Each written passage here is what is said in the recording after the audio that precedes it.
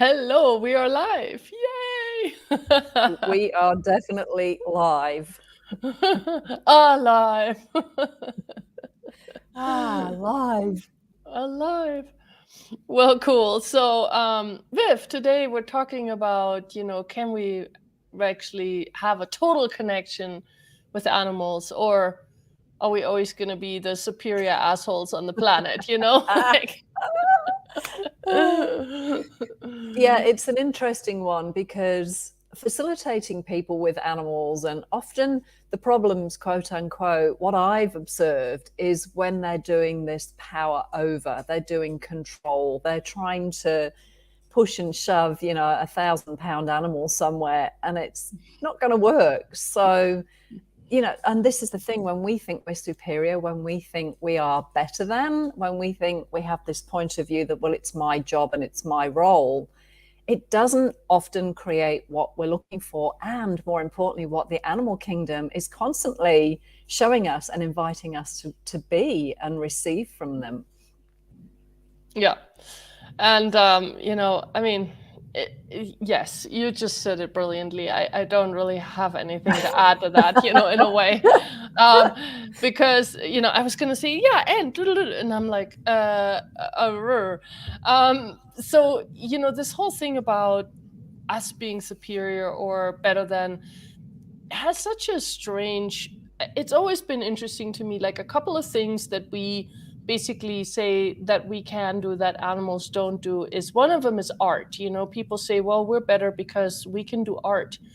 And then you see these little fish that build these beautiful mandalas on the bottom of the ocean to attract their female, and it has to be done in a certain way in a certain time, because once the the ocean changes from basically high to low. I forgot the name right now in English. Sorry. Tide, Um, for high the tide or tides. low Thank you. tide. Yeah, exactly. Phew. Thank you for saving me. The fish has to be done before all that and attract the female before that, because otherwise his whole little mandala gets disturbed again, and it's like little rocks, and he builds this beautiful formation of stuff. So there goes that theory, and and then the other one is that we have judgment, and that's what makes us better. And as we are really learning more and more in Access, that's actually the thing that's hindering us from truly being present. And before Access, I didn't know the words for all that. In a way, like I know something was off, and I didn't really know how to change it. And then when Access came into my life, I realized, like, it wasn't that all of this was new. It was just finally somebody had put it into what I already knew was true, but I couldn't express it. It was almost like somebody finally expressed something for me that I already knew. And part of that being this whole judgment thing. How many of you actually know that judgment isn't working, and it isn't the better way to be?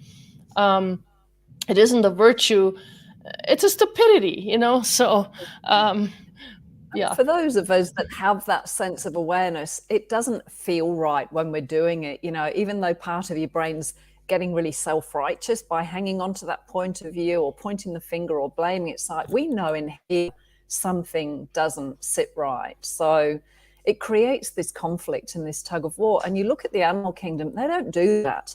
A horse doesn't judge a dog doesn't judge a worm, the bees don't judge butterflies. They all exist in this incredible symphony and this harmony together. They work, and each one of them brings a very particular, I always look at it as a tone, a note. Like if you look at an orchestra, each animal for me brings a different vibration, a different frequency, a different tone and contribution to the whole. And when we're doing judgment, we separate from being and receiving part of that symphony and the contribution that we can be in that symphony. So the thing about judgment is, it's like, oh, well, I don't do judgment, but we have this thing called judgment light as well. It's not the heavy duty judgment where you're really, getting into it. Judgment light can be when you're discerning. You think that discerning is a virtue, like you said, Susie, or we're discriminating. I don't like cats, but I like dogs. It's like we we start to become more aware of the subtleties, like you were saying, Susie, with the judgment that we're doing. Judgment always separates and it always destroys whatever is available, because you stop receiving from it the moment you judge. So again, does a dog judge a cat? Is there anywhere in the world the dog judges anything? Other people's poo, other people's butts? No, it loves it all. Totally. And I mean, even so, this is the part too that's interesting, because even there might be a dislike, you know, obviously some dogs might dislike another dog or a person even. That is a possibility, but it's not from judgment. So that's, I think, the big thing we have to look at is, you know, when we are judging, we have points of views and we have reasons and justifications to why we're choosing it. But it's really not, you know, anyway, it's a different energy than just a dislike. You know, you can dislike getting food from some places, but without judgment. You know, it could still be that if you require, you will still go there and get something to eat.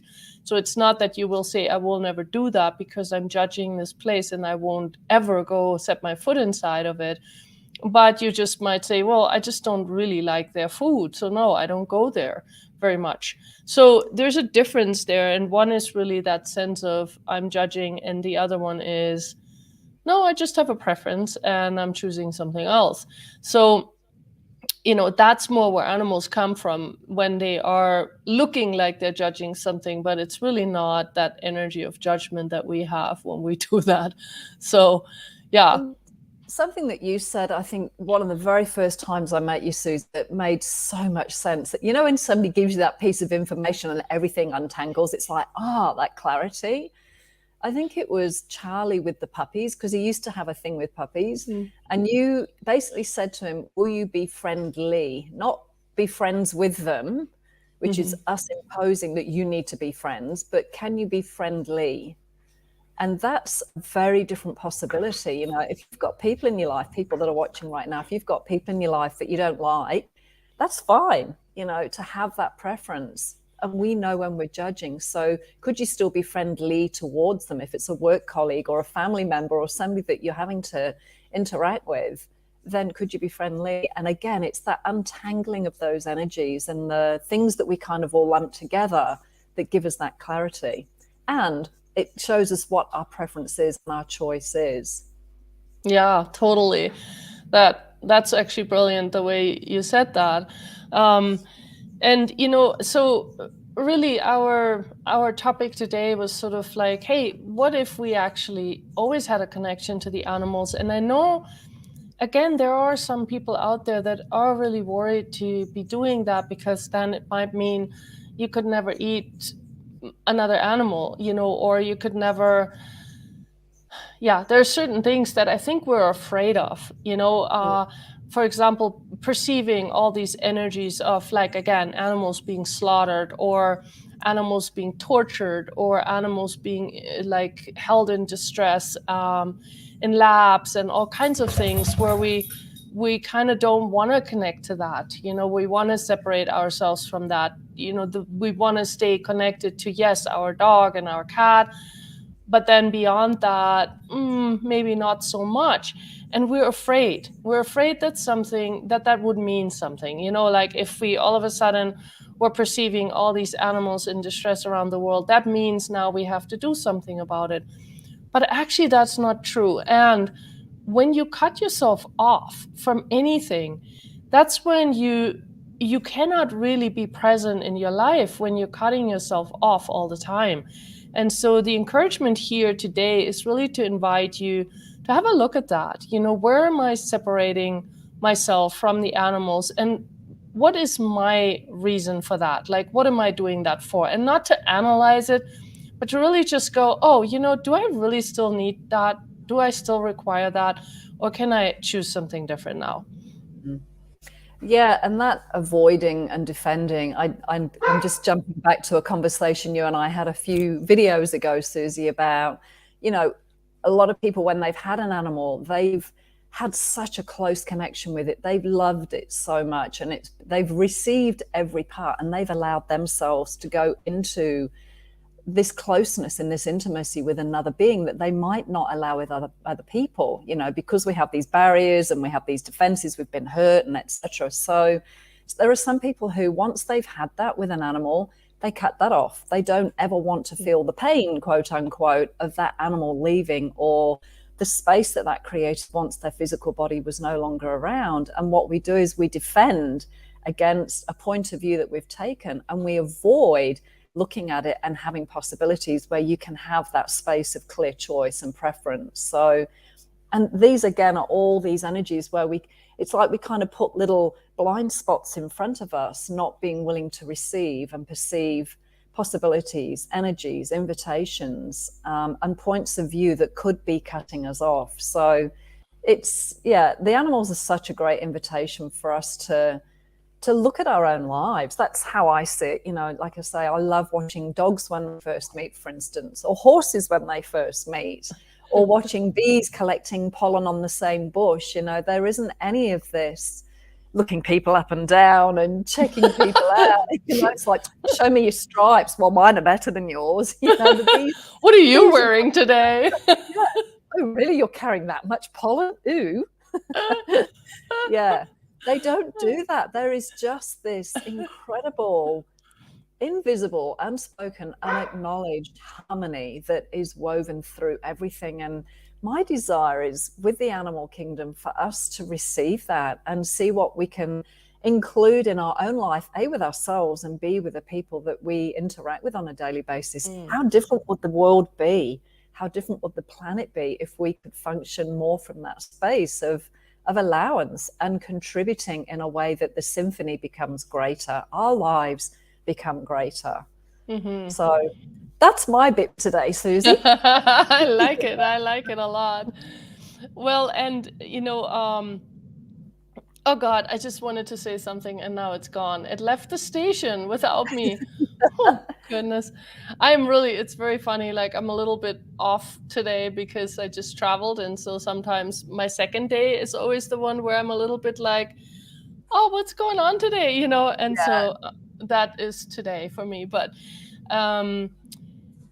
you just said something so brilliant and it jogged something for me and now it's gone.